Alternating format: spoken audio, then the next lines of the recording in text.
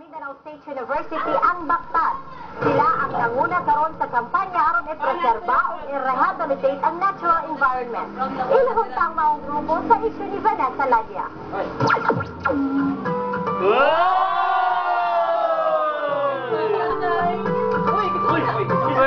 Wala man ay lapit.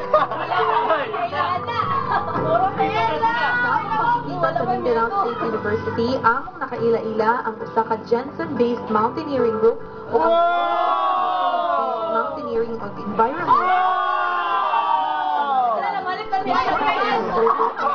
Pag-rehabilitate sa atong mga natural resources o ang tibok aspeto sa environment. Apil o ang MFPI maupuni ang grupong Baktas MSU. Encouragement students. Sibon! Tawa! Sibon! Mag-training, like, mag-training. And before that, namin BMC, basic motivator.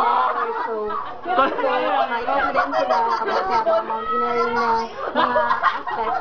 So, to apply, training climb 1, training climb 2. Then, so, observation period na kung na-observe agad nila yung then acceptance. Akong nakahinabi ang tipo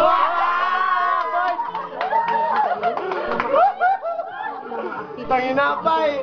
saan nila pag-obserba ang tagaan ng overview kung sa mga dapat ngayon, isip sila mag-mountain climbing. Makikita na ipang isa sa mga Council of Elders sa Baktas MSU, ilang kinarekomenda ang matag-usa ka miyembro nga magdala og gamit nga gikinahanglan sa sila mag-mountain climbing. Bali mo yung mga basic na gamit sa venture gears, kumbaga. Bali mo yung bali shoes. Tapos kanina mo mong cook set nga ginagamit.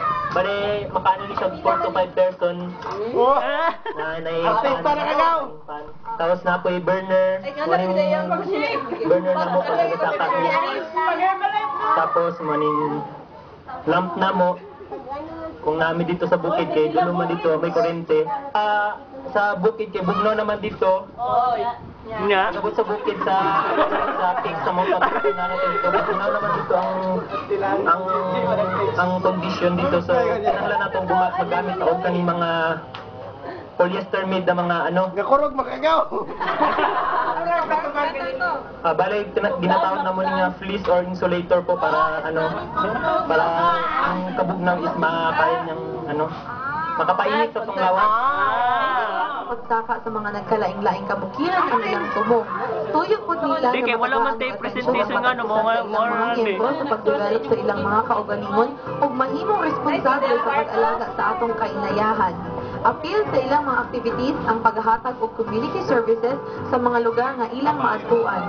Itong nilabay tuig, ilang iselebrar ang ika-10th anniversary sa ilang activity kay ang pagsaka sa pulo ka bukid sa Pilipinas.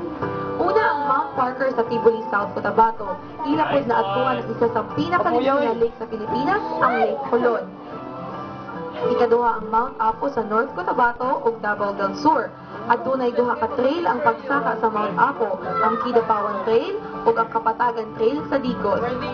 Ikatulo ang Osmeña Peak sa Dalaget, Cebu Province na ang exit trail kay sa Kawasan Falls sa Badjan, Cebu. Ikaupat ang Mount Kitanglad sa Impasugong, Bukidnon ug mao kini ang ikaupat sa pinakataas.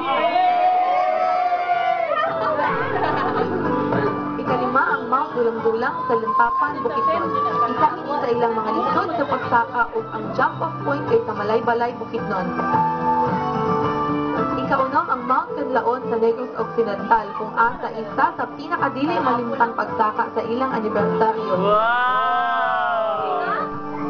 Ang Mount Pulang ang ilang pinakabukid na pagsaka na makita sa Benguet, Ifugao Province.